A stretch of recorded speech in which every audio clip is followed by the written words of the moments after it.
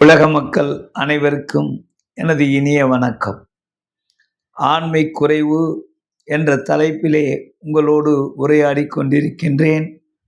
ஆங்கிலத்திலே erectile dysfunction and இம்பார்ட்டன்சி என்று கூறுவார்கள். ஆனால் நான் ஏற்கனவே கூறியது போன்று இனவிருத்தி உறுப்பான ஆண்களுடைய அந்த உறுப்பிற்கு அவர்களுடைய ஆண்மை தன்மைக்கு ஆண்குறியினுடைய எழுச்சியும் அதனுடைய வீழ்ச்சியும் தான் முக்கிய காரணம். இவற்றை நவீன கண்டுபிடிப்புகள், ஸ்கேன் பரிசோதனைகள், இன்ட்ராகேவனஸ் இன்ஜெக்ஷன், பினைல் டாப்ளர் ஸ்டடி என்ற முக்கியமான பரிசோதனைகள் மூலமாக நாம் எளிதிலே நவீன விஞ்ஞான பரிசோதனைகள் மூலமாக கண்டுபிடித்து விட முடியும்.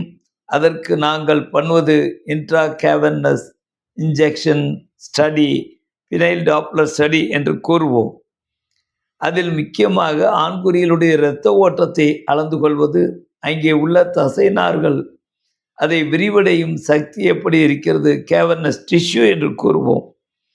சப்போஸ் நாங்கள் அந்த இன்ஜெக்ஷன் போட்டு பரிசோதனை செய்யும் பொழுது அங்கே ஓடுகின்ற இரத்தத்தின் அளவு எப்படி இரத்த குழாயில் நாடி துடிப்பை பல்ஸ் ரேட் என்று அழைக்கின்றோமோ, இங்கே systolic velocity, phenyl systolic velocity injection போட்ட பிறகு கூட ஆண்குறி எழுச்சி அடையவில்லை என்றால் இன்அடிக்யூட் ஸ்மூத் மசில் ரிலாக்ஸேஷன், அதாவது இரத்த குழாயினுடைய அந்த விரிவடையினுடைய தன்மை குறைந்து விட்டது என்று அர்த்தம்.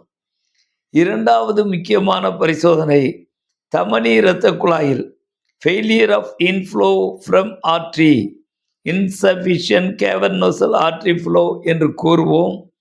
அப்படி அந்த தமனி இரத்த குழாய் வழியாக அங்கே இரத்தம் செல்வதில் தடை ஏற்பட்டால் அங்கே லோ சிஸ்டாலிக் வெலாசிட்டி, அதனுடைய அம்புக்குறி கீழ்கட்டு காட்டும். அதே நேரத்திலே எலிவேட்டட் டயஸ்டாலிக் வெலாசிட்டி, ஒன்று தாழ்வாகவும் ஒன்று குறைவாகவும் இருக்கும் பட்சத்திலே அது failure of inflow of the artery, அந்த தமனி இரத்த குழாய் சரியாக வேலை செய்யவில்லை, ஆர்டீரியல் ஃபில்லிங் இஸ் டிஃபெக்ட் என்று நாங்கள் சொல்லுவோம்.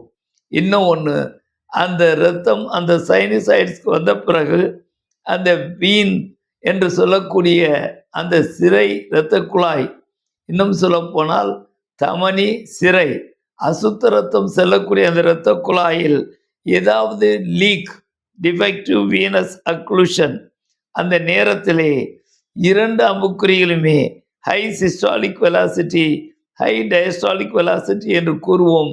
ரெண்டு அம்புக்குறியுமே மேல் நோக்கி காட்டுகின்றது.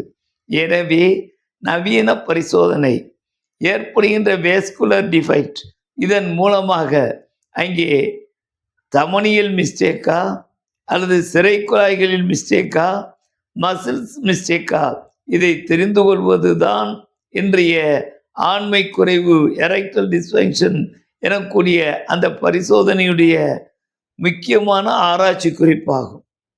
எனவே அந்த சூழ்நிலை ஏற்படுகின்ற பொழுது ஆண்மை குறைவு நோய்களுக்கு நாங்கள் அவர்களுடைய அந்த ஸ்கேன் ஆஃப் தி ஸ்க்ரோட்டம் ஒருபுறம், பினைல் டாப்ளர் ஸ்டடி ஒருபுறம், இன்ட்ராகேவனஸ் இன்ஜெக்ஷன் மூலமாக அந்த ஸ்கேன் பரிசோதனை செய்து கொள்வது மிக முக்கியம்.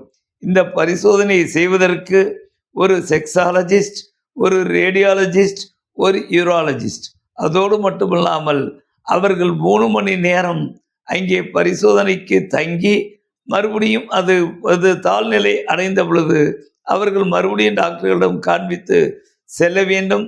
இந்த நவீன பரிசோதனைகள் நிபுணர்கள் மத்தியிலே இருக்கின்றது, தலை சிறந்த மருத்துவமனைகளில் இருக்கின்றது.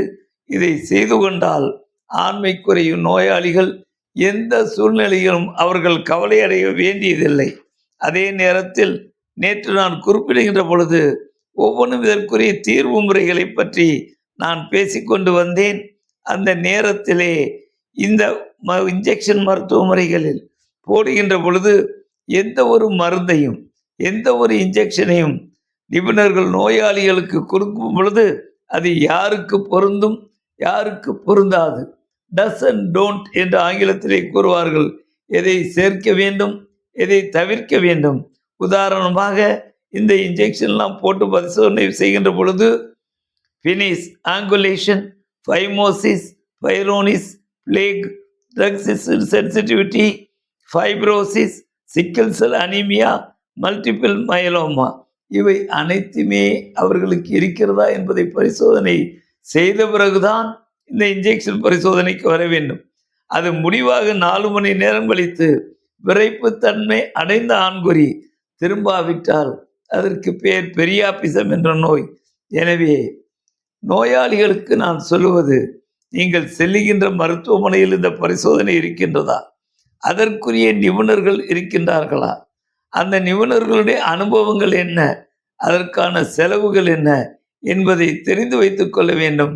நவீன கருவிகளும் மருத்துவ பரிசோதனைகளும் உங்களுக்கு உதவுவதற்கு தயாராக இருக்கின்றது.